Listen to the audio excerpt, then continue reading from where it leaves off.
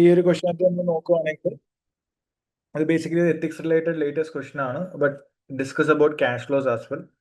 അപ്പോൾ ഇവിടെ ഈ ഒരു സെനാരിയോ നോക്കുക. അപ്പോൾ നമ്മുടെ റിക്വയർമെന്റ് പറഞ്ഞേക്കുന്നത് using exhibit 1 discuss the correct presentation of the following issue in the consolidated statement of cash flows. അത് 11.1 million net movement in long term borrowings and high interest bank account. അപ്പോൾ ഈ രണ്ട് line ഐറ്റത്തിന്റെ correction ആണ് നമ്മളോട് discuss ചെയ്യാൻ പറഞ്ഞേക്കുന്നത്. You can just go through exhibit number 1. അപ്പോൾ exhibit number 1 നമുക്കൊന്ന് നോക്കാം. അപ്പോൾ അത് വെച്ചിട്ട് നമുക്ക് അതിന്റെ അക്കൗണ്ടിങ് ട്രീറ്റ്മെന്റ് കറക്റ്റ് ആണോ നമുക്ക് ഡിസ്കസ് ചെയ്യാം. ഓക്കെ, സോ ഹിയർ ഇവരെന്താണ് ചെയ്തേക്കുന്നത് നമുക്കൊന്ന് ആദ്യം നോക്കാം. ആദ്യം കമ്പനിയുടെ ഇൻട്രോ ഒന്ന് വായിച്ചു നോക്കുക. സോ അപ്പാനിവ is a parent company of the group.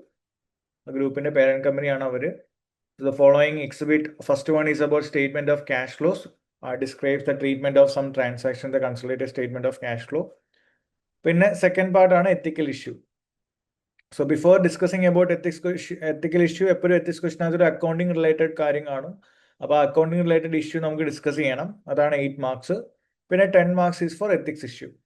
അതിനകത്തിൽ എത്തിക്കൽ ഇഷ്യൂവും അതേപോലെ നിങ്ങൾ എടുക്കുന്ന ആക്ഷനും ചോദിച്ചിട്ടുണ്ട്. സോ ഓൾമോസ്റ്റ് 10 മാർക്സ് അതിനുണ്ട്. And overall you are getting a 2 marks professional marks. അതെപ്പോഴും നമ്മുടെ എത്തിക്സ് ക്വസ്റ്റനകത്തിൽ ഒരു പ്രൊഫഷണൽ മാർക്സ് 2 മാർക്സ് ഉണ്ടാവും for the discussion and for the clarity of your answer.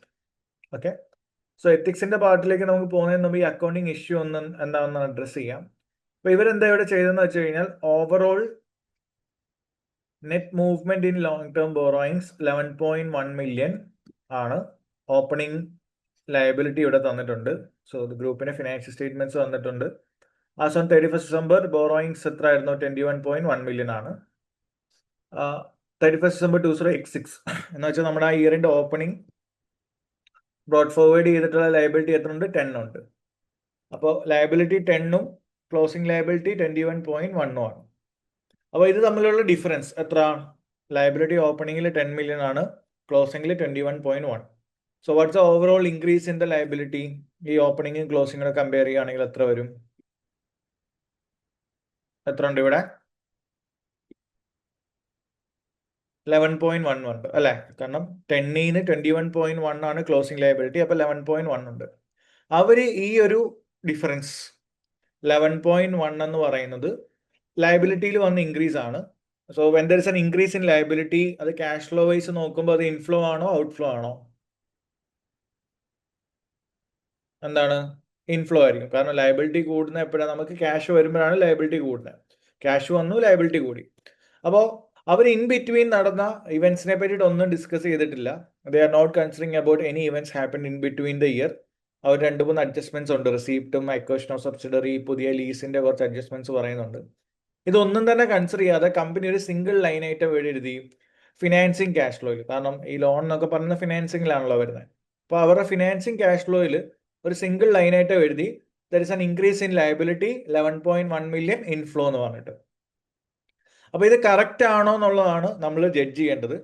So always understand that ഈ ഓപ്പണിംഗ് ക്ലോസിംഗ് നമ്മൾ movement എടുത്തിട്ടല്ല നമ്മൾ financing cash flow prepare ചെയ്യേണ്ടത്. ഓരോ ഇവന്റ്സും നോക്കുക. ഓക്കെ, ഓരോ ഇവന്റ്സ് ഇൻ ബിറ്റ്വീൻ എന്തൊക്കെ കാരണങ്ങളാൽ ലോൺ കൂടി കുറഞ്ഞു എന്നൊക്കെ നോക്കുക. ഇപ്പൊ ഇവിടെ നോക്കുവാണെങ്കിൽ ആദ്യം ലോണിന്റെ റിസീപ്റ്റ് ഉണ്ടായിരുന്നു. അപ്പൊ റിസീപ്റ്റ് എന്ന് വെച്ചാൽ ലോൺ നമുക്ക് കിട്ടി 2.5 million. നമ്മൾ പുതിയ ലോൺ എടുത്തതായിരിക്കും. സോ അതാണ് ഇൻഫ്ലോ ഓഫ് 2.5. ദെൻ നമ്മൾ ലീസിന്റെ റീപേയ്മെന്റ് നടത്തിയിട്ടുണ്ട്. ഓക്കെ, അപ്പൊ ലീസ് പേയ്മെന്റ് 0.9 നമ്മൾ എന്ത് ചെയ്തു? പേ ചെയ്തു. സോ ഇത് രണ്ടും ക്യാഷ് ഫ്ലോ ആണ്. Basically this are cash flow. ഒന്നെന്താ? ഒരു പുതിയ ലോൺ എടുക്കുന്നു 2.5, അപ്പോൾ നമ്മുടെ ബുക്കിലേക്ക് വന്നു. There is an increase in cash flow. Then it's a repayment of lease. അപ്പോൾ അതും ഒരു ക്യാഷ് ഔട്ട്ഫ്ലോ ആണ്. So we have to show it separately in our cash flow. Okay, അപ്പോൾ ടോട്ടൽ നെറ്റ് ക്യാഷ് ഫ്ലോ 1.6 വന്നു.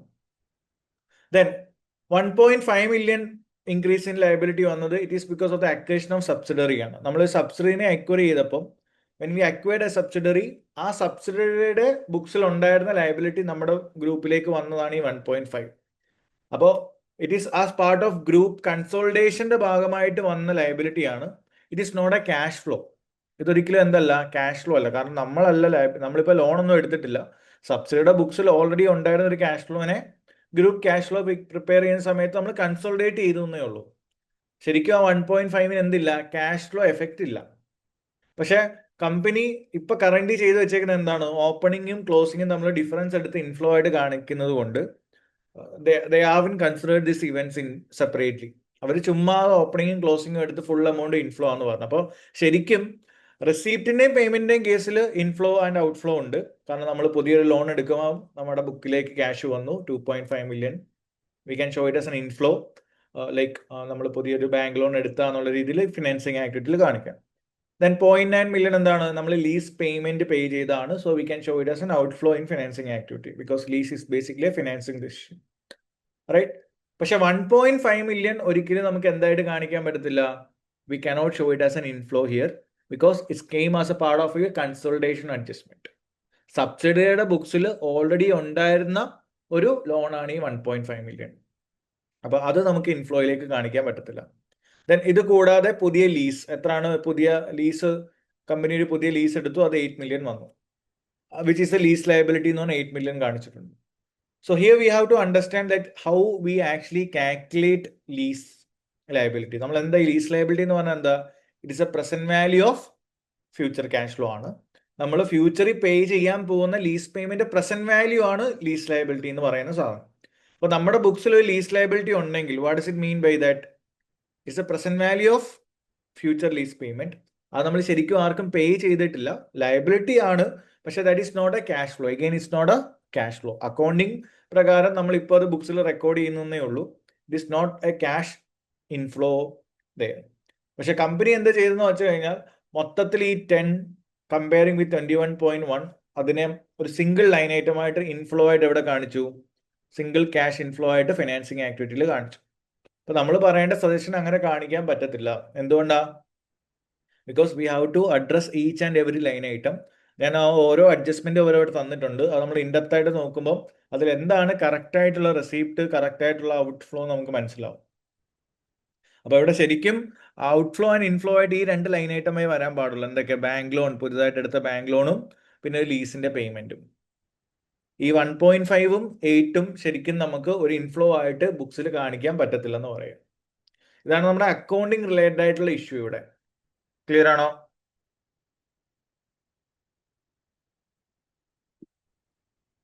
Is it clear everyone?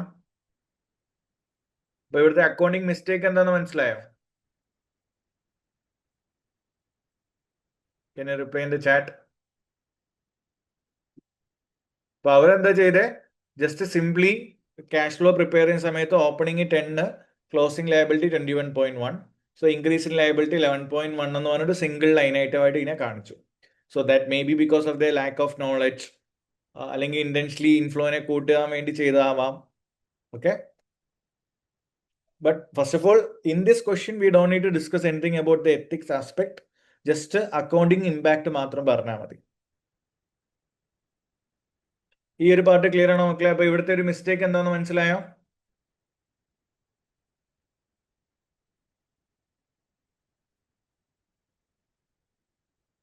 Okay, fine. Next one, there is A high interest bank account. Like ഇതേപോലെ ഒരു second issue ഉണ്ടായിരുന്നത്, ഒരു high interest bank account ഉണ്ട്. The company paid 4 million into high interest bank account. The company cannot withdraw the funds before 30 April 2008. അപ്പോൾ എത്ര വർഷം എടുക്കും? 1 November 2007 അവരിത് ഇൻവെസ്റ്റ് ചെയ്തത്, പേ ചെയ്തത്. കമ്പനിക്ക് ആ ഫണ്ട് വിഡ്രോ ചെയ്യാൻ പറ്റുന്ന എന്നാണ് 30 April 2008 ആണ്. So can you check how many months it will take? നമ്മൾ ഇൻവെസ്റ്റ് ചെയ്തതിൽ നിന്ന് എത്ര മാസം എടുക്കും ഇത് വിഡ്രോ ചെയ്യാൻ? ഫണ്ട് വിഡ്രോ ചെയ്യാനുള്ള മിനിമം പീരീഡ് എത്രയാണ്? 6 months ശേഷമേ പറ്റത്തുള്ളൂ. അപ്പോൾ how many months it will take? എത്ര മന്ത്സ് ഡിഫറൻസ് ഉണ്ട് 1 November 2007 നിന്ന് 30 April 2008?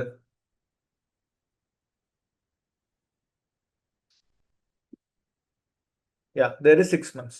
Okay, so the money in this account, അപ്പൊ ഈ അക്കൗണ്ടിൽ കിടക്കുന്ന ഈ ഫണ്ടിനെ അവരെന്തായിട്ടാണ് അക്കൗണ്ട് ചെയ്തേക്കുന്നത്? They are considered as a cash equivalent in consolidated cash flow. Cash and cash ഇക്വലന്റിന്റെ ഹെഡിലാണ് ഇവർ കാണിച്ചേക്കുന്നത്. അപ്പൊ ക്യാഷ് പോലെ തന്നെ പെട്ടെന്ന് കൺവേർട്ട് ചെയ്യാൻ പറ്റുന്ന ഒരു കാര്യമാണ് ഇത് എന്നുള്ള രീതിയിലാണ് അവർ അക്കൗണ്ട് ചെയ്യുന്നത്. So here because Lennes believed that bank would release the fund early if Apani was suffering from liquidity issue. But legally as per the contract നമുക്കിത് വിഡ്രോ ചെയ്യാൻ എത്ര മാസം എടുക്കും? 6 മാസം എടുക്കും. അപ്പൊ ഇവിടുത്തെ റിക്വയർമെന്റ് ഇതായിരുന്നു, ഹൈ ഇൻട്രസ്റ്റ് ബാങ്ക് അക്കൗണ്ട് അതിനെ ഒരു ക്യാഷ് ഇക്വലന്റ് ആയിട്ട് അക്കൗണ്ട് ചെയ്യുന്നത് കറക്റ്റ് ആണോ? അവരപ്പം ആ 4 മില്യണിനെ പെട്ടെന്ന് കൺവേർട്ട് ചെയ്യാൻ പറ്റുന്നതുകൊണ്ട്, ക്യാഷ് ആയിട്ട് കൺവേർട്ട് ചെയ്യാൻ പറ്റുന്നതുകൊണ്ട് the account it as a cash equivalent item. Cash and cash equivalent ഹെഡിൽ കൊണ്ടുവന്നിട്ടുണ്ട്. So our discussion should be, ആ ഒരു ട്രീറ്റ്മെന്റ് കറക്റ്റ് ആണോ? ആണോ? What do you think?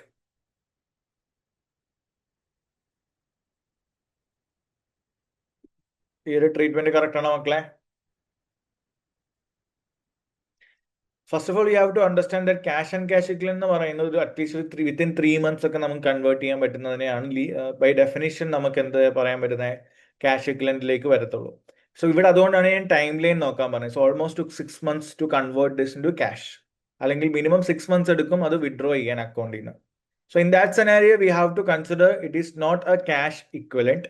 പകരം അതിനെ എന്തായിട്ട് അക്കൗണ്ട് ചെയ്യുക? ഒരു ഇൻവെസ്റ്റ്മെന്റ് ആയിട്ട് തന്നെ അക്കൗണ്ട് ചെയ്യുക. Okay, we have to consider investing cash ഫ്ലോയിൽ നമ്മൾ ആ ബാങ്ക് അക്കൗണ്ടിൽ ഇൻവെസ്റ്റ് ചെയ്തു എന്നുള്ള രീതിയിൽ തന്നെ അക്കൗണ്ട് ചെയ്യുക. Okay, because of the time period. If it is was less than 3 monthsനുള്ളിലൊക്കെ നമുക്ക് കൺവേർട്ട് ചെയ്യാൻ പറ്റുമായിരുന്നെങ്കിൽ നമുക്ക് അതിനെ എന്ത് ചെയ്യാം? By definition of cash and cash equivalent we could have accounted as a cash equivalent item. അപ്പൊ നമ്മൾ പറയണ ഇവിടെ ക്യാഷ് ആൻഡ് ക്യാഷ് ഇക്വലന്റ് കാറ്റഗറിയിൽ കൊണ്ടുവരുന്നതിന് പകരം instead it should be shown under investing activity. Because നമ്മൾ ബാങ്കിലേക്ക് ആ പൈസ ഇട്ടതാണ്, ഒരു FD പോലെ ഇട്ടതാണ്. ബട്ട് ഒരു ഷോർട്ട് ടേമിലേക്കാണെങ്കിലും 6 months ടൈം എടുക്കും മിനിമം വിഡ്രോ ചെയ്യാൻ വേണ്ടിയിട്ട്. So even though the company believes that they can withdraw it if they are facing any liquidity issues, but അത് അവർ അവരുടെ ബിലീഫാണ്. But as per the contract they can only take the amount after 6 months. Are you getting it? ഇത് clear ആണോ ഈ ഒരു part? അപ്പോൾ ഈ 2 മിസ്റ്റേക്സ് ആണ് നമ്മൾ ഐഡന്റിഫൈ ചെയ്യുന്നത്. Total you will get 8 marks for that. And obviously ഒരു ഇത്രയുടെ എക്സ്പ്ലനേഷൻ വേണ്ടി വരിക ഈ ഫസ്റ്റ് പാർട്ടിലായിരിക്കും. Second part is just about what is cash and cash equivalent എന്നുള്ള ഡെഫിനേഷൻ എഴുതുക. ഇത് എന്തുകൊണ്ട് ക്യാഷ് ഇക്വലന്റ് ആവുന്നില്ല എന്ന് എക്സ്പ്ലെയിൻ ചെയ്യുക. ക്ലിയർ ആണോ മക്കളെ?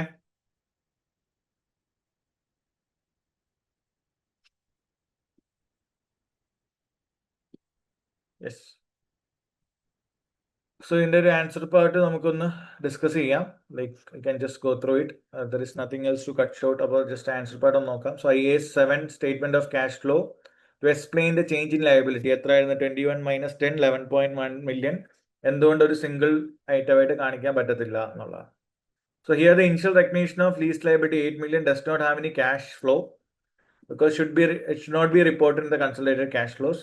In the same way, recognition of subsidy loan of 1.5 million at acquisition is again not a cash flow and should not be reported in the consolidated cash flow. അപ്പോൾ ഈ 2 line ആയിട്ടോ നമ്മൾ already പറഞ്ഞതാണ് lease ലയബിലിറ്റിയുടെ 8 million. Then in the same way സബ്സിഡിയുടെ loan of 1.1 million 1.5 million cash item അല്ല, cash flow item അല്ല.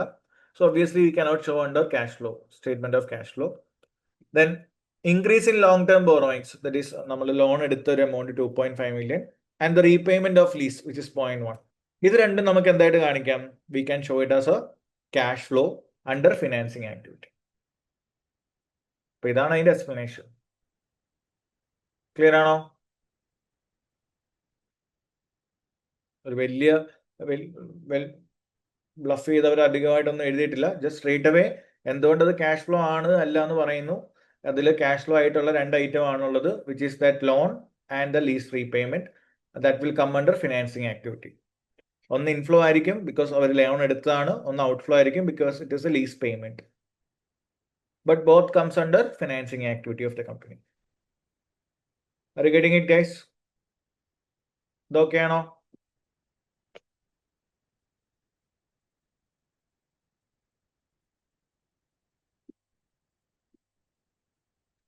Now, second part, a high interest part. So IAS 7 ആണ് ക്യാഷ് ഫ്ലോയുടെ ക്യാഷ് ആൻഡ് ക്യാഷ് ഇക്വലന്റിനെ പറ്റിയൊക്കെ ഡെഫിനേഷൻ എഴുതുന്നത്. So IAS 7 defines cash equivalents are short term, highly liquid investment ആയിരിക്കണം and which are readily convertible to non amount of cash which is subjected to insignificant changes in value. അപ്പോൾ വളരെ definite value ഉള്ളതായിരിക്കണം. Let's ഞാൻ നിങ്ങൾക്ക് cheque തരുവാണ് 1000 rupees. So we can convert it to 1000. അതിന്റെ വാല്യൂലൊന്നും മാറ്റം വരാൻ പോകുന്നില്ല. സോ ആ ചെക്കിനെ വേണമെങ്കിൽ നിങ്ങൾക്ക് എന്ത് ചെയ്യാം? We can consider as a cash and cash equivalent. So here, IAS 7 states that investment normally classifies as cash equivalent, which is of short maturity of 3 months or less from the date of acquisition. അപ്പോൾ minimum 3 months അതിലും കുറവുള്ള maturity date ഒക്കെ ആണെങ്കിൽ V could have consider as a cash equivalent ആയിട്ട്. Here, the money in the high interest account does not appear to meet this definition because it cannot be withdrawn until 6 months have been passed. അപ്പോൾ minimum 6 months കഴിഞ്ഞിട്ട് നമുക്ക് withdraw ചെയ്യാൻ പറ്റത്തുള്ളൂ. Lack of contractual right to early termination prevents the cash flow deposit as cash equivalent to the company. Conserve bank would release the fund. അപ്പോൾ company bank fund release ചെയ്യുന്നൊക്കെ വിചാരിക്കുന്നുണ്ട്. They believe that under liquidity issues they will release it, but contractually അതിനൊരു പ്രൂഫും ഇല്ല. As such, the money in the high interest does not meet the definition of cash equivalent. The money paid to high interest account, ഞാൻ പറഞ്ഞു നമ്മളൊരു invest ചെയ്തതാണ്, should be present as a cash outflow in investing activity.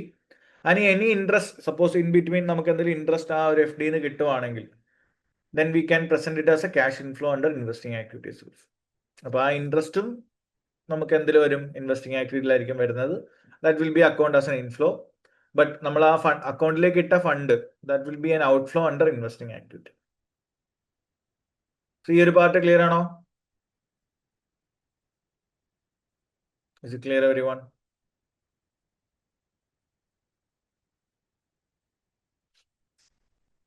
Yes. അപ്പൊ ഇതായിരുന്നു ഇവിടുത്തെ accounting issue. Now എത്തിക്സിന്റെ പാർട്ടിലേക്ക് ഒന്ന് നോക്കിയേ. ഇവിടുത്തെ എത്തിക്കൽ ഇഷ്യൂ എന്താണെന്നുള്ളത് നോക്കിയേ.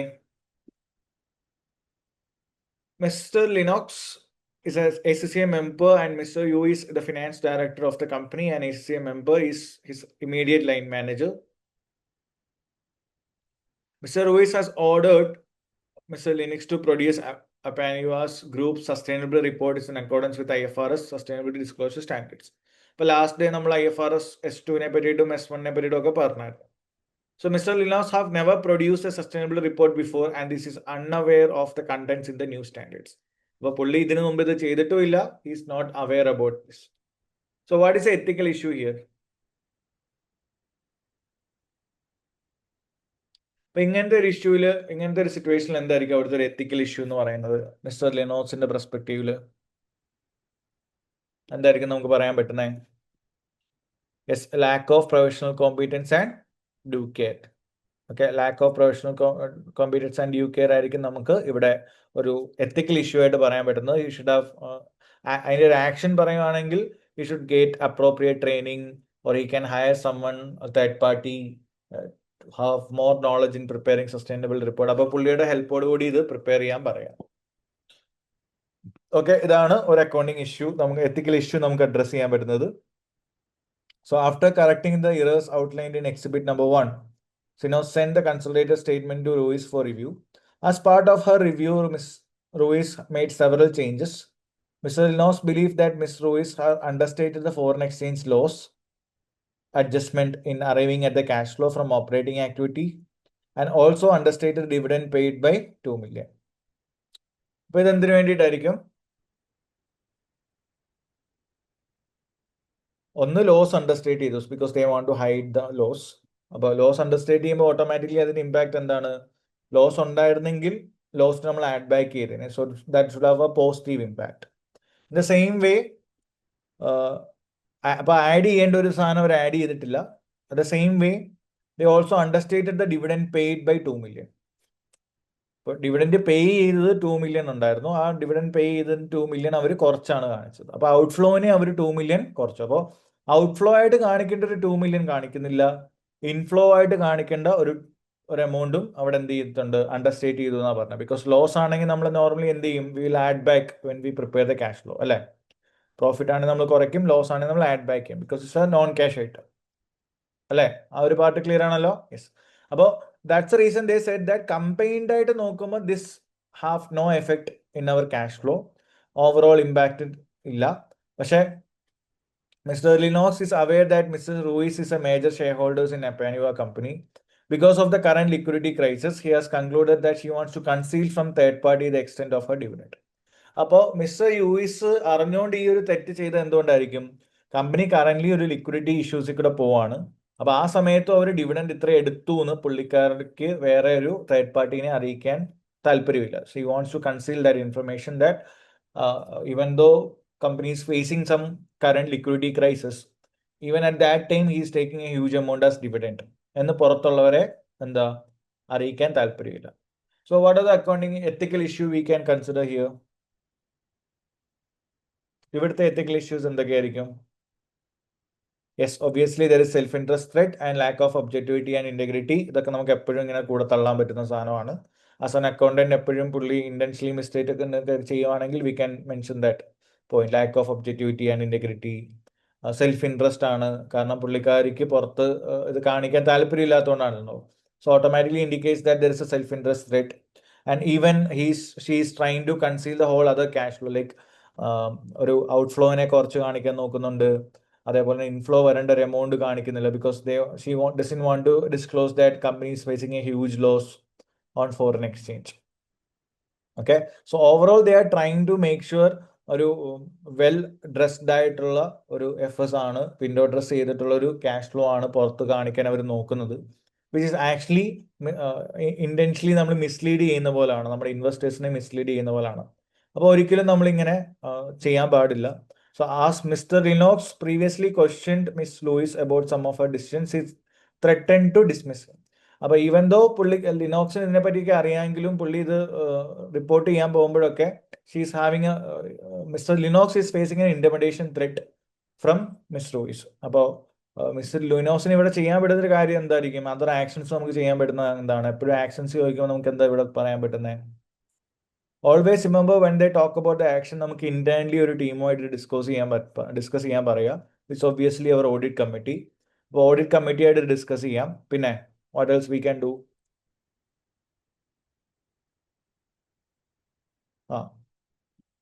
Those who are charged with governance or like audit committee ആയിട്ട് നമുക്കിത് ഡിസ്കസ് ചെയ്യാം. പിന്നെ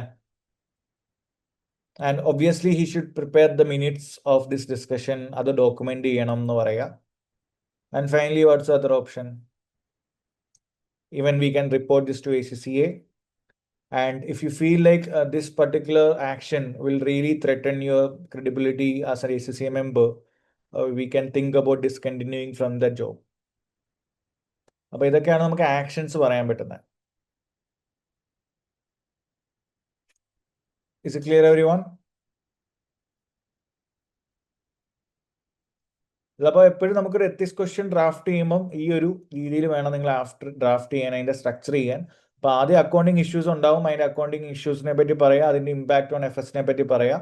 and when they has to talk about ethics, അപ്പോൾ എത്തിക്സിന് ഞാൻ ഒരു ഡ്രാഫ്റ്റ് കണ്ടന്റ് തന്നിട്ടുണ്ട്, എങ്ങനെ ആയിരിക്കണം അതിന് ഇൻട്രോ, നോർമലി എന്തെങ്കിലും എത്തിക്കൽ ഇഷ്യൂസ് ആണ് വരുന്നത്, ഇൻ കേസ് ഓഫ് ആക്ഷൻസ് എടുക്കാൻ പറയുകയാണെങ്കിൽ നിങ്ങൾ how you should draft that. അപ്പോൾ നമ്മുടെ ACCയുടെ വെബ്സൈറ്റിൽ സ്റ്റഡി ഹബിൽ നിന്ന് തന്നെ ഞാൻ ഒരു ഡോക്യുമെന്റ് ഞാൻ ഗ്രൂപ്പിലേക്ക് ഷെയർ ചെയ്തിട്ടുണ്ടായിരുന്നു. Even in class we have discussed about it. അപ്പോൾ ആ സെയിം പാറ്റേണിലേക്ക് ഇത് കൊണ്ടുവരിക. You just need to change the name, that's it. അപ്പോൾ ഇവിടെ ഈ പറഞ്ഞ എത്തിക്കൽ ഇഷ്യൂസ് എന്തൊക്കെയാണെന്നുള്ളതും അതിന്റെ ഒരു സ്ട്രക്ചർ ഓഫ് ആൻസർ എന്താണെന്നുള്ളത് ക്ലിയർ ആണോ എല്ലാവർക്കും?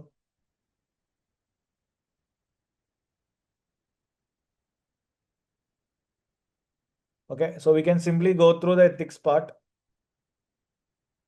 So first sustainability in the part idana. Sustainability endanu paraya. In order to produce sustainable report, S1 and S2 aanu. S1 is focusing on general disclosure, S2 is climate related disclosure. So this is what we discussed on last class, and this is unfortunately or fortunately one of the question of sustainability reporting in our exam kit idana. വേറെ രണ്ട് questions ഉണ്ട്. പിന്നെ അപ്പൊ ഇങ്ങനെയൊക്കെ just സൈഡിൽ കൂടെ അവർ ചോദിച്ചു പോകുന്നേ ഉള്ളൂ. And preparing the report without his knowledge is again the breach of professional competence and due care. So Lennox should inform Ms. Lewis about his knowledge gap. If possible, he should attend external training courses on the application of this standard. If not, then he should not perform the work. Anyone may need to pay a third party to assist the preparation of this report. അപ്പോൾ അതാണ് അവർ ചെയ്യേണ്ട action. ഇനി cash flow സ്റ്റേറ്റ്മെന്റിലേക്ക് വരുമ്പോൾ it is difficult for Lennox to act with objectivity, and since he has been threatened with dismissal and replacement. So it's kind of an intimidation threat. It appears that Ms. Rue is purposefully concealing the extent of her dividend payment. This demonstrates the lack of integrity and objectivity. We already discussed the point. And this has been driven by the fact that Ms. Rue is a major shareholder who wants to hide the value of their dividend from third parties. That again creates a self-interest threat. Then Mr. Lennox-നെ പറ്റിയിട്ടൊക്കെ ഞാൻ പറഞ്ഞ document relevant facts document ചെയ്ത് വെക്കുക. Additionally, he should examine other financial statements to in order to see the exchange rate loss and dividends have also been now misstated in them. Should also collect evidence from financial records that indicates that two amounts are incorrectly presented and should identify the party which is getting affected by that error. അപ്പോൾ അവരുമായിട്ട് ഇത് communicate ചെയ്യാം. Okay, those who are affected by this ആരാണോ അവരുമായിട്ട് ഇത് communicate ചെയ്യണം. Linux needs to determine with whom he can discuss the matter under the normal circumstances. He would discuss such issue with the immediate line manager ആണ് നമുക്ക് normally ചെയ്യാൻ പറ്റുന്നത്. പക്ഷേ ഇവിടെ നമ്മുടെ ഇമ്മീഡിയറ്റ് ലൈൻ മാനേജർ റൂയിസനായി, അപ്പോൾ പുള്ളിക്കാരനോട് സംസാരിച്ചിട്ട് കാര്യമില്ല. So he should discuss the matter with other participants of the financial statements, which is likely to be the board of directors or possibly the audit committee. So even the final resort എന്ന് പറഞ്ഞാൽ എന്താണ്, he may consider contacting ACCA for advice and guidance, and any event it will be helpful to document this involvement and the substance of any discussion held with Mr. Ruiz and other parties and the basis of any decision which are made. So if there is no satisfactory resolution of the issue which could be easily done with, he should consider his position with the company. That means we should resign from the company. അപ്പോൾ ഇതാണ് action. അപ്പോൾ similar action ചോദിക്കുന്ന സമയത്ത് ആ ലിനോക്സ് എന്നുള്ള പേരും change ചെയ്ത് കഴിഞ്ഞാൽ ഓൾമോസ്റ്റ് എല്ലാ ആൻസറിലും നിങ്ങൾക്ക് ഒരു സിമിലർ കൈൻഡ് ഓഫ് ആൻസർ നമുക്ക് ഡ്രാഫ്റ്റ് ചെയ്യാം. So that will give A proper marks. അപ്പോൾ ഒരു പ്രൊഫഷണൽ ക്ലാരിറ്റി ഉണ്ടാവും. പ്രൊഫഷണൽ മാർക്സ് നമുക്ക് ഈസിലി സ്കോർ ചെയ്യാൻ പറ്റും. അപ്പം നിങ്ങളുടെ ഓൺ വേർഡ്സ് എടുക്കുന്നതിന് പറഞ്ഞ് ഞാൻ എപ്പോഴും പറയാറുണ്ട്, എത്തിക്സ് ക്വസ്റ്റ്യൻ മാക്സിമം അതിൻ്റെ കണ്ടന്റ് ഒന്ന് വായിച്ച് വെക്കുക. It's like you are reading an article, so automatically നിങ്ങളുടെ ലാംഗ്വേജ് അപ്പോൾ ഇമ്പ്രൂവ് ആവും. ഓക്കെ, അല്ല നമ്മൾ നമ്മുടെ വേർഡ്സിൽ എഴുതാൻ നോക്കിക്കഴിഞ്ഞാൽ ഒബ്വിയസ്ലി ഒത്തിരി അങ്ങ് ഷോർട്ടായി പോകും. അപ്പോൾ കുറേ ആൻസേഴ്സ് ഒന്ന് വായിച്ചിട്ട് നമുക്ക് 2-3 ആൻസേഴ്സ് വായിക്കുമ്പോൾ മനസ്സിലാവും ഓൾമോസ്റ്റ് ഒരു സിമിലർ പാറ്റേൺ ആയിരിക്കും ഫോളോ ചെയ്യുന്നത്. ചില വാക്കുകളൊക്കെ അല്ലെങ്കിൽ ചില പാരഗ്രാഫ്, ചില ലൈൻസ് ആസച്ച് നമുക്ക് യൂസ് ചെയ്യാം. So if you have someone who is struggling with the language, it's better to read that answer. Okay, അപ്പോൾ അതായിരുന്നു ഒരു ക്വസ്റ്റ്യൻ. അപ്പോൾ ഈ ക്വസ്റ്റ്യൻ എത്തിക്സും ആണ്, പ്ലസ് നമ്മൾ ഇന്നലെ ഡിസ്കസ് ചെയ്ത സസ്റ്റൈനബിലിറ്റി ഇവിടെ കവർ ചെയ്യുന്നുണ്ട്.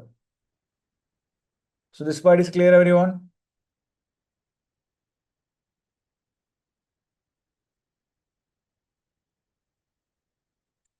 Okay, so that's നമ്മുടെ എത്തിക്സിന്റെ ഒരു latest question.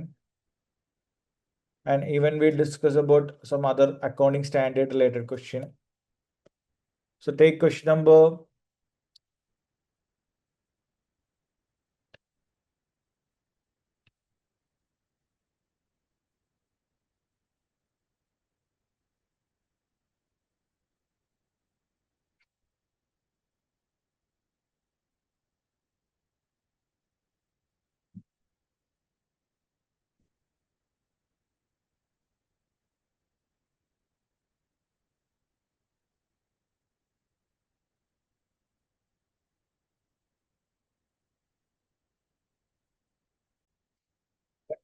number 34 is also dealing with sustainability reports, climate change, and share-based payment. Okay. So ഇവിടെ അപ്പോൾ സസ്റ്റൈനബിൾ റിപ്പോർട്ട് പാർട്ട് 1 ഒന്ന് വായിക്കാം. We can discuss the exhibit. അപ്പോൾ ഫസ്റ്റ് അക്കൗണ്ടിങ് ഇഷ്യൂ എന്താണെന്ന് നമുക്ക് നോക്കാം. So here again we need to briefly discuss how materiality approach is different in European sustainability report compared to IFRS sustainability report. So just for 2 marks. നമുക്ക് first of all ഈ സസ്റ്റൈനബിലിറ്റിയുടെ part ഒന്ന് നോക്കാം. Using exhibit number 1, discuss why the company's sustainable report does not comply with IFRS disclosure standard. So almost 10 marks ആണ്. We need to have a good knowledge about IFRS. ഇന്നലെ നമ്മൾ പഠിച്ചിട്ടുള്ള കുറച്ച് കാര്യങ്ങളുണ്ടായിരുന്നു. So 10+2 marks ആണ് ഇവിടെ നിങ്ങൾക്ക് റിവാർഡ് ചെയ്യുന്നത്. So we have to discuss about this. Okay, ഈ ഒരു പാർട്ട് ഒന്ന് വായിച്ചു നോക്കിയാൽ എല്ലാവരും. Just read the sustainability report exhibit. So again, there is an introduction about the company. So കമ്പനിയുടെ ആ ഒരു ബിസിനസ് മോഡൽ എന്താണെന്ന് നോക്കുക. കമ്പനിയുടെ മാനുഫാക്ചർ ചെയ്യുന്ന പെട്രോൾ കാർ എൻജിൻസ് ആണ്. അപ്പോൾ ഇന്നലെ ഞാൻ ക്ലാസ് എടുത്തപ്പോഴും പറഞ്ഞായിരുന്നു നോർമലി. അപ്പോൾ ഈ പെട്രോൾ കാർ എൻജിൻസ് എന്നൊക്കെ പറയുമ്പോൾ എന്താ അവിടുത്തെ പ്രശ്നം? There is a higher threat, like എൻവയൺമെന്റിനെ ത്രെറ്റ് ചെയ്യുന്ന രീതിയിൽ സസ്റ്റൈനബിലിറ്റി റിലേറ്റഡ് ആയിട്ടുള്ള ഫാക്ടേഴ്സ് എന്തായാലും കൺസിഡർ ചെയ്യേണ്ട ഒരു കമ്പനിയാണിത്.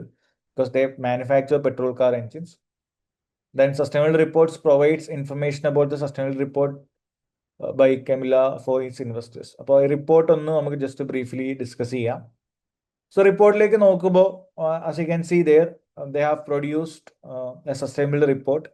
The sustainability report states that it has been produced in accordance with IFRS standards. Due to the system issue, Kimla was unable to capture some important data during December 2001.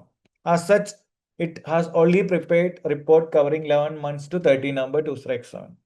So in that first 2 to 3 lines, 2 lines, എന്തൊരു issue ഉണ്ടോ? Is there an issue with that?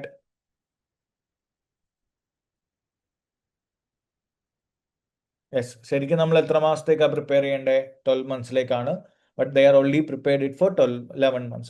There is a lack, some data are missing. Maybe some crucial important data ആണ് 12 months നടക്കുന്നതെങ്കിൽ, if it is something that can affect the decision of our users, it is material for them, then obviously we have to consider it. അപ്പോൾ നമ്മൾ report create ചെയ്യുന്ന സമയത്ത് 12 months ആണ് നമ്മൾ annual report ഒക്കെ എടുക്കുന്നത്. The same way, sustainability report നമ്മൾ create ചെയ്യുമ്പോൾ we have to consider it for 12 months. അപ്പോൾ അത് തന്നെ നമുക്കൊരു ഇഷ്യൂ ആയിട്ട് പറയാം. Now, in his climate-related disclosure, Kimla has identified several climate-related opportunities. It has also identified climate-related physical risk, but no other type of risk. So we know that under climate-related factors, നമ്മൾ ഇന്നലെ discuss ചെയ്തായിരുന്നു, there is physical risk and transition risk. അല്ലേ? അപ്പോൾ transition റിസ്കിനെ പറ്റിയിട്ടൊന്നും അവരിവിടെ discuss ചെയ്യുന്നില്ല. അപ്പോൾ അതൊരു demerit ആണ്, അല്ലെങ്കിൽ ഒരു ഡിസഡ്വാൻറ്റേജ് ആണ് about this reporting. And for the risk and opportunities identified, they have disclosed the potential impact in financial position and financial performance over the next 12 months. അപ്പോൾ ഇതിന്റെ ഇമ്പാക്ട് ഓൺ ഫിനാൻഷ്യൽ പൊസിഷനും financial പെർഫോമൻസും അവർ പറയുന്നുണ്ട്. പക്ഷെ എത്ര നാളത്തേക്ക് മാത്രമുള്ളതേ പറയുന്നുള്ളൂ? Next 12 months. പക്ഷെ നമ്മൾ എപ്പോഴും മനസ്സിലാക്കേണ്ട ഒരു കാര്യം, നമ്മൾ റിപ്പോർട്ട്സ് ക്രിയേറ്റ് ചെയ്യുമ്പോൾ we have to discuss about the impact in the short term, which is 12 months is obviously short term. At the same time, we have to discuss about the impact in the long term as well. ഇപ്പോൾ long ടേമിൽ ഇത് കാരണം ഉണ്ടാവുന്ന ഒരു ഇമ്പാക്റ്റിനെ പറ്റിയിട്ട് ആര് പറയുന്നില്ല? ഈ കമ്പനി പറയുന്നില്ല. അപ്പോൾ again that's again lacking factor in the report. അപ്പോൾ ഓരോ ലൈൻസ് വായിക്കുമ്പോഴും I'm discussing the what is lacking in the report. അത് ക്ലിയർ ആവുന്നുണ്ടോ? ഇപ്പോൾ first part it was only for 12 months എന്നുള്ളൊരു ഡിമെറിറ്റ് ആയിരുന്നു. ദെൻ ഫിസിക്കൽ റിസ്ക് മാത്രമേ പറയുന്നുള്ളൂ. They are not considering transition risk. And even when they identified the risk and opportunities, they are only considering impact for the next 12 months. They are not thinking in the long term. അപ്പോൾ അത് again ഒരു lacking factor ആണ് in this report. Is it clear, everyone?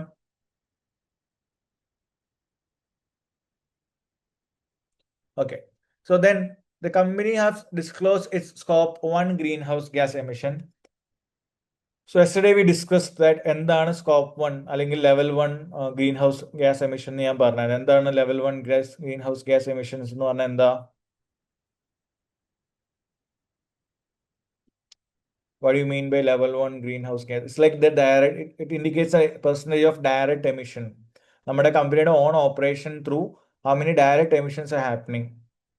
അതിന്റെ level എന്താണ്? That's what mean by scope 1 or level 1. And it has not disclosed scope 2 or scope 3. So scope 3 ഞാൻ ഇന്നലെ discuss ചെയ്തു, indirect emission, that is നമ്മുടെ സപ്ലയറിന്റെ energy emission എത്രയാണ്. Scope 3 is like all other indirect emissions, that is നമ്മുടെ ഒരു business കാരണം all together in our supply chain ആരൊക്കെ എന്തൊക്കെ പ്രശ്നങ്ങൾ എൻവയൺമെന്റ് ക്രിയേറ്റ് ചെയ്യുന്നുണ്ട്. It is something very difficult to measure. അപ്പോൾ ഇന്നലെ ഞാൻ പറഞ്ഞായിരുന്നു, ഒരു എസംഷൻ കൊടുത്തേക്കുന്നത് എന്താണ്? when we are creating sustainable report for the first time, scope 1 and scope 2 ചെയ്താൽ മതി. scope 3 since it is very difficult to measure, അതൊരു assumption ആയിട്ട് കൊടുക്കും നോർമലി ഫസ്റ്റ് ഇയറിൽ. അപ്പോൾ since in this part they are preparing it for the first time, so 1 and 2 എന്തായാലും obviously ഉണ്ടായിരിക്കണം. but they have only discussed about scope 1. scope 2 പറഞ്ഞിട്ടില്ല. so again that shows the lack of factors or information in our sustainable report. Then Kimla believes that this level of measurement uncertainty would not be useful to the primary users of financial statement. അപ്പോൾ ഇത് നമ്മൾ remove ചെയ്യാൻ കാരണം അവർ uncertainty ഉണ്ട് with respect to this information എന്നുള്ളതാണ്. And several years ago, Kimla introduced a share-based payment scheme for its director. The option would vest if they cut its scope 1 greenhouse gas emission by 10% every year on an average. This target was not met. The scheme did not vest. No mention is made of the share-based payment in the climate-related disclosure. അപ്പോൾ ഇത് അവര് target performance and matrix നമ്മൾ പറയണമെന്ന് പറഞ്ഞല്ലേ. We need to discuss about the governance, we need to discuss about the strategy, we need to discuss about the risk management and performance metrics and ടാർഗറ്റ്സിനെ പറ്റി പറയണമെന്ന് നമ്മൾ പറഞ്ഞിട്ടുണ്ട് ഡിസ്ക്ലോഷേഴ്സിൽ. അപ്പോൾ അവർ അങ്ങനെ കൊടുത്തിരുന്ന ടാർഗറ്റ് ആയിരുന്നു on an average every year 10% എന്ത് ചെയ്യണം, എമിഷൻ കുറയ്ക്കണമെന്നുള്ളത്. പക്ഷെ അത് റിലേറ്റഡ് ആയിട്ടുള്ള ഒരു ഡിസ്ക്ലോഷറും കമ്പനി കൊടുത്തിട്ടില്ല. So that is also lacking factor in this particular question. Clear ആണോ? Now, this climate-related disclosed details of becoming net zero within next decade, that is within the next 10 years, our carbon emission completely zero ആക്കുമെന്നുള്ളതാണ് our emission. Around half of its anticipated carbon reduction is estimated to arise from carbon credits. അപ്പൊ ഇന്നലെ ഞാൻ എന്താണ് carbon credits എന്ന് പറഞ്ഞായിരുന്നു. അപ്പൊ ഇവര് on emissions കുറച്ചുകൊണ്ടല്ല ഇത് net ചെയ്യുന്നത്, അത് സെറ്റ് ഓഫ് ചെയ്യുന്നത് എങ്ങനെയാണ്, ബൈ യൂസിങ് കാർബൺ ക്രെഡിറ്റ്സ് ആണ്. But there is no reference to the use of carbon credits. അപ്പോൾ അവർ ഡയറക്ട്ലി കാർബൺ റിമൂവ് ചെയ്യുവാണോ അല്ലെങ്കിൽ അതേ purchasing it from any other company, അത് റിലേറ്റഡ് ആയിട്ടുള്ള ഡിസ്ക്ലോഷേഴ്സും കമ്പനി കൊടുത്തിട്ടില്ല. അപ്പൊ ഇതൊക്കെയാണ് ഇവിടെ ഒരു ലാക്കിംഗ് ഫാക്ടർ ഉള്ളത് with respect to this question in terms of preparing sustainability reporting. Clear ആണോ? ഇപ്പൊ സസ്റ്റൈനബിലിറ്റി റിപ്പോർട്ട് ഇതൊരു 10 മാർക്സിന് ചോദിക്കുവാണെങ്കിൽ can be something similar to like this question. But knowledge part directly area, at the same time you have to discuss some questions as well. We have got very few questions. About last time we the question sustainability varunundu. I mean, and even in this part there is sustainability.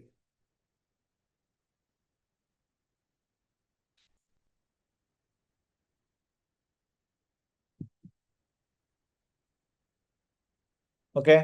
So in the problems എന്തൊക്കെയാണ് ഈ റിപ്പോർട്ടിൽ എന്താണ് ലാക്ക് ചെയ്തതെന്ന് പറഞ്ഞത് clear ആണോ എല്ലാവർക്കും? All of you understood how we identify that lacking factor in this report? Yes. So again, adinte oru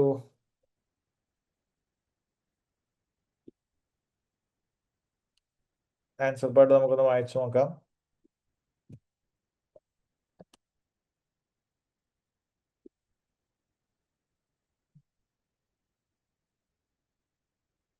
Yes. First, as we discussed, timing of reporting. 12-month period ആയിരുന്നു cover ചെയ്യേണ്ടത്. പക്ഷെ അവർ എത്ര മാസമേ കവർ ചെയ്തുള്ളൂ? 12 months ഇല്ല, 11 months ഉള്ളൂ എന്നുള്ളതായിരുന്നു first lacking factor. Then റിസ്കിനെ പറ്റി ഐഡന്റിഫൈ ചെയ്യുമ്പോൾ they have already discussed about physical related risk. പക്ഷെ അവരെന്ത് പറഞ്ഞിട്ടില്ല? ട്രാൻസിഷൻ റിസ്ക്കും പറഞ്ഞിട്ടില്ല.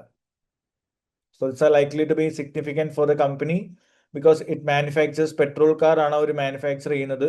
അപ്പോൾ there is a higher risk that in long term ആ പെട്രോൾ കാറിന്റെ ഡിമാൻഡ് ഒക്കെ പോവാൻ സാധ്യതയുണ്ട്. അപ്പൊ ട്രാൻസിഷൻ റിസ്ക് എന്ന് പറയുന്നതാണല്ലോ, നമ്മൾ ലോവർ കാർബൺ എക്കോണമിയിലേക്ക് പോകുന്ന സമയത്ത് എങ്ങനെയാണ് നമ്മുടെ ആ ഒരു പ്രൊജക്റ്റിനെ അത് അഫക്ട് ചെയ്യുന്നതെന്ന് നമ്മൾ പറഞ്ഞു കൊടുക്കുവാണ് ഇൻവെസ്റ്റേഴ്സിന്. അപ്പോൾ എസ്പെഷ്യലി നമ്മളൊരു പെട്രോൾ കാർ മാനുഫാക്ചറിങ് കമ്പനി ആകുമ്പോൾ ഇതിന് ഇമ്പാക്ട് നമ്മൾ എന്തായാലും പറയണമായിരുന്നു. പക്ഷെ they are not mentioning about it.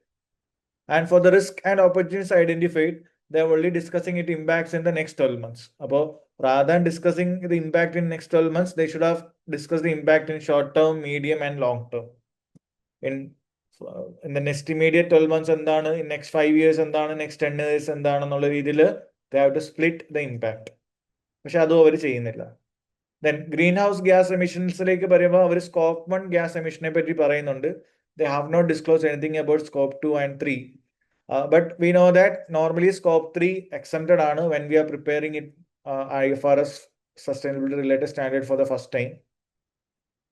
Although it can be difficult to measure gas emissions, particularly scope 3, scope 2 prescribing the use of greenhouse gas protocol, a corporate accounting and reporting standard. When doing so, നമ്മളത് എന്തായാലും disclose ചെയ്തേ പറ്റും. So measurement uncertainty ഉണ്ടാവും, but Chemila should disclose the information about its measurement approach as well as the inputs used. എന്തൊക്കെ datas ആണ് use ചെയ്യുന്നത്, അല്ലെങ്കിൽ എന്തൊക്കെ അസംഷൻസ് ആണ് നമ്മളിവിടെ യൂസ് ചെയ്തേക്കുന്നതെന്ന് പറയാം. Then when it comes to the ടാർഗറ്റ്സിലേക്ക് വരുമ്പോൾ, as I mention, like targets achieve ചെയ്തില്ല എന്നുള്ള കാര്യം അവർ പറയുന്നില്ല. അപ്പോൾ അത് നമ്മൾ പ്രോപ്പർലി ഡിസ്ക്ലോസ് ചെയ്യണം.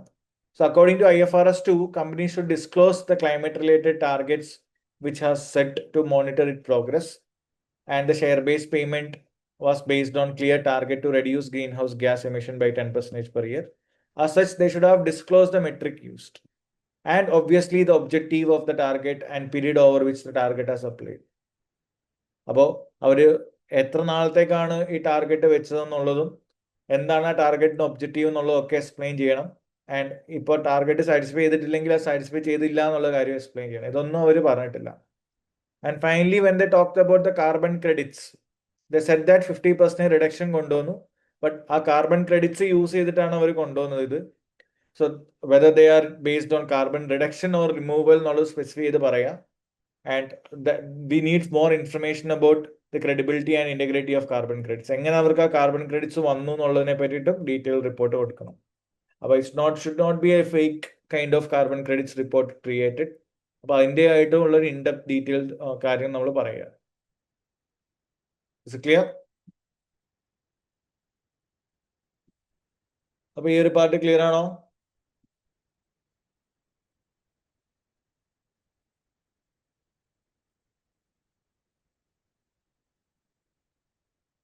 Can you reply in the chat, guys?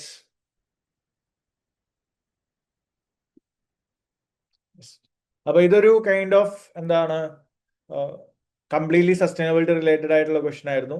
Then നമ്മുടെ കറണ്ട് ഇഷ്യൂവിൽ നമ്മൾ പഠിച്ച ഇമ്പാക്ട് ഓഫ് ക്ലൈമറ്റ് ചേഞ്ചിന്റെ ഒരു ക്വസ്റ്റൻ ഉണ്ട് ഇവിടെ.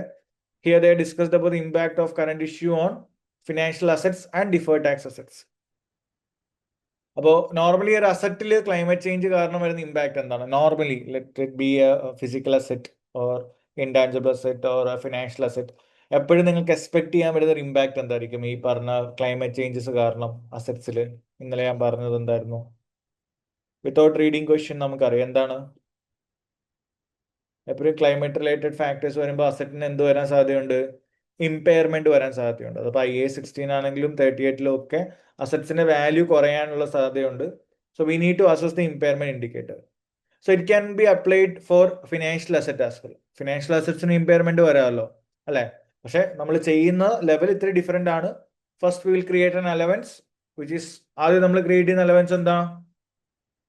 If there is low risk, നമ്മൾ ക്രിയേറ്റ് ചെയ്യുന്ന അലവൻസ് എന്തായിരിക്കും? 12 months allowance ക്രിയേറ്റ് ചെയ്യും. The risk is increasing significantly, that will get replaced with a lifetime allowance. And finally, if there is a clear indicator പുള്ളിക്കാരൻ bankrupt ആവാൻ തോന്നുവാണെങ്കിൽ we'll assume the financial asset is credit impaired. അപ്പോൾ ഈ ഒരു രീതിയിലാണ് നമ്മൾ impairment assess ചെയ്യുന്നത്. So this knowledge is something that is going to help you in this particular question. So here the company is currently assessing the impact of climate change on its financial statements. The company has extended loans to its key suppliers to ensure their viability, and they have recognized this loan as financial asset. They hold the loan of this type within the intention of collecting contractual cash flow. So what does it indicate? എന്തിനായിരിക്കും ഇത് പറയുന്നുണ്ടാവുക? Yes, contractual cash flows ആണ് ഈ ഒരു അസറ്റിൽ നിന്ന് കിട്ടുന്നതെന്നുണ്ടെങ്കിൽ that means that it is a financial asset which is following amortise cost model. അപ്പൊ അമോർട്ടൈസ് കോസ്റ്റ് മോഡൽ ആണെങ്കിൽ എപ്പോഴാണ് ചൂസ് ചെയ്യുന്നത്? If your intention is only to get contractual cash flow, that is principal and interest, നിങ്ങൾ അവിടെ അതിനെ account ചെയ്യുന്ന ഏത് മോഡലായിരിക്കും? അമോർട്ടൈസ് കോസ്റ്റ് മോഡലായിരിക്കും. സോ അമോർട്ടൈസ് കോസ്റ്റ് മോഡൽ എന്താണെങ്കിലും amortise cost model and FET-OCI model നമ്മൾ എന്ത് ടെസ്റ്റ് ചെയ്യണം? ഇമ്പയർമെന്റ് ടെസ്റ്റ് ചെയ്യണം. അപ്പോൾ in this scenario impairment test should be done because it is following amortized cost model എന്ന് പറയാൻ വേണ്ടിയിട്ടാണ് ഈ ഒരു ഇൻഡിക്കേറ്റർ അവർ തന്നത്. All of you getting it? Now, the company and its supplier have been affected by wildfires and flooding. In addition, there have been considerable policy and regulatory changes which affected all parties. Significant uncertainties exist around the impact of climate scenarios on Kimila and its supplier business model. So how we should account for this?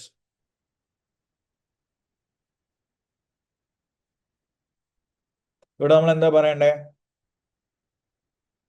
Is there any impairment indicator for this financial asset? അപ്പൊ എന്തായാലും സപ്ലൈസിനൊക്കെ അവരുടെ സപ്ലൈസിനാണ് അവർ loan കൊടുത്തത്. സപ്ലൈസിനൊക്കെ wild ഫ്ലയറും ഫ്ലഡിങ്ങും affected ആക്കിയിട്ടുണ്ടെന്ന് പറയുന്നുണ്ട്. And in addition, there is considerable policy and regulatory changes which affected all parties. So how we should account for this?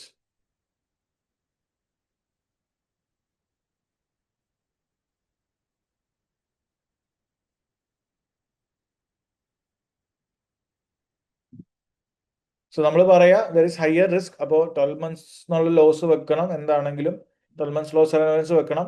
And even we should check the indicators of significantly increase risk എന്നുണ്ടെങ്കിൽ we should reassess it to lifetime credit allowance. അപ്പോൾ അവർ എന്തായാലും impairment scenario ആണ് ഇവിടെ. Allowance create ചെയ്യണമെന്ന് പറയാ. സോ ഒന്നെങ്കിൽ മിനിമം 12 months എങ്കിലും കീപ്പ് ചെയ്യണം, or else if the risk are increasing significantly then that should get replace with lifetime allowance. അപ്പോൾ ഇമ്പയർമെന്റിന്റെ ആ ഒരു അക്കൗണ്ടിങ് ട്രീറ്റ്മെന്റ് വേണമെന്ന് നിങ്ങൾ ജസ്റ്റ് സജസ്റ്റ് ചെയ്താൽ മതി. അല്ലാതെ there is no calculation, there is nothing else. Clear ആണോ?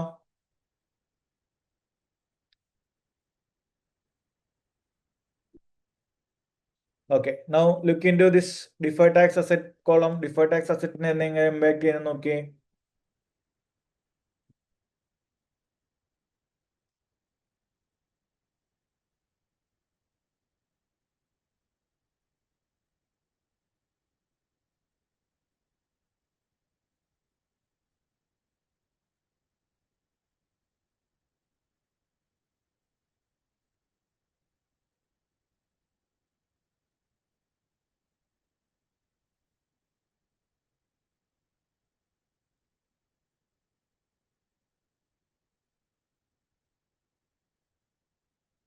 യെസ്, ഡിഫേർഡ് ടാക്സ് അസറ്റിന്റെ സെനാരിയോ എന്താ? ഡിഫേർഡ് ടാക്സ് അസറ്റ് നമുക്ക് നോർമലി ക്രിയേറ്റ് ചെയ്യാൻ പറ്റുന്നത് ഒരു ഫ്യൂച്ചർ ഡിഡക്റ്റബിൾ അലവൻസ് ഉള്ള സിറ്റുവേഷനിലാണ്. So here the company has been making losses for past 2 years. So the losses can be carried forward to reduce taxable profits in future years. And the company has recognized a material deferred tax asset in aspect of these losses. അപ്പോൾ ലോസസിന് മുകളിൽ നമുക്ക് എന്തായാലും എന്ത് create ചെയ്യാൻ പറ്റും? Deferred tax asset recognise ചെയ്യാം. If it is probable that in future we can create taxable profit, അല്ലേ? പക്ഷെ ഞാൻ ഇന്നലെ നോളജ് പാർട്ട് ഡിസ്കസ് ചെയ്തപ്പോഴും പറഞ്ഞായിരുന്നു, whenever it's A climate related scenario, അപ്പോൾ അവിടെയൊക്കെ ലോസ് വരാനുള്ള ചാൻസ് കൂടുതലാണ്. ആ ലോസിന്റെ സിറ്റുവേഷൻ കണ്ടിന്യൂ ചെയ്യാനുള്ള സെനാരിയോയും ഒരു ഹയർ പ്രയോറിറ്റി, ഒരു പ്രോബബിലിറ്റി ഇത്തിരി കൂടുതലാണ്. So there is very less chance that we can recover this loss. ഫ്യൂച്ചറിൽ പ്രോഫിറ്റ് വരാനുള്ള ചാൻസ് അവിടെ ഭയങ്കര കുറവാണ്. So many of the suppliers are incurring costs in order to reduce carbon emission during their production process. അപ്പോൾ carbon emission കുറയ്ക്കാൻ obviously we have to change our operations, so that will incur more cost. അപ്പോൾ profitability നെ affect ചെയ്യുന്നുണ്ടാവും. This will cause purchase of price of raw materials used by Kimila to increase. So due to increase in the probability of electric cars, the company has forecast a decrease in demand for its product line as well. So what does it indicate? അപ്പോൾ കമ്പനിക്ക് ഈ ഒരു അവസ്ഥയിൽ ഫ്യൂച്ചറിൽ profit create ചെയ്യാനുള്ള chance ഉണ്ടോ ഇല്ലയോ?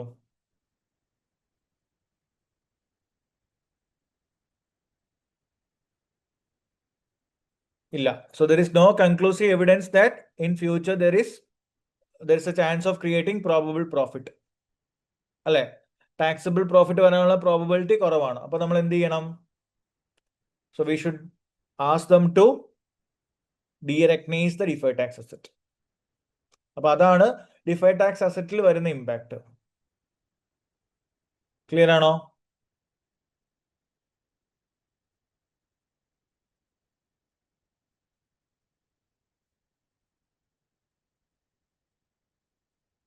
Is clear everyone? അപ്പോൾ നമ്മൾ ഇന്നലെ ചെയ്ത ആ ഒരു സെനാരിയോനെ ബേസ് ചെയ്തിട്ടുള്ള ലേറ്റസ്റ്റ് ക്വസ്റ്റ്യൻസ് ഇതാണ്. ബാക്കി അക്കൗണ്ടിങ് സ്റ്റാൻഡേർഡ് റിലേറ്റഡ് ആയിട്ടുള്ള ക്വസ്റ്റ്യൻസ് എല്ലാം നമ്മൾ ക്ലാസ്സിൽ ചെയ്തതാണ്. സോ ഈ 2 ക്വസ്റ്റ്യൻസ് ആണ് നമുക്ക് ഇന്ന് ആക്ച്വലി പ്ലാനിൽ ഉണ്ടായിരുന്നത്. So if you have any further doubts you can ask me right now. അപ്പോൾ ഈ 2 പാർട്ട് ക്ലിയർ ആണല്ലോ. അപ്പം സസ്റ്റൈനബിലിറ്റി റിലേറ്റഡ് ക്വസ്റ്റ്യൻസ് എങ്ങനെ വരാം, ഓക്കെ, അതേപോലെ തന്നെ കറണ്ട് ഇഷ്യൂ റിലേറ്റഡ് ക്വസ്റ്റ്യൻസ് എങ്ങനെ വരാം എന്നുള്ളൊരു ഐഡിയ മനസ്സിലായോ? അപ്പോൾ very few questions in the exam kit. അപ്പോൾ ആ ലേറ്റസ്റ്റ് ക്വസ്റ്റ്യൻസ് ഒന്ന് പ്രാക്ടീസ് ചെയ്യാം.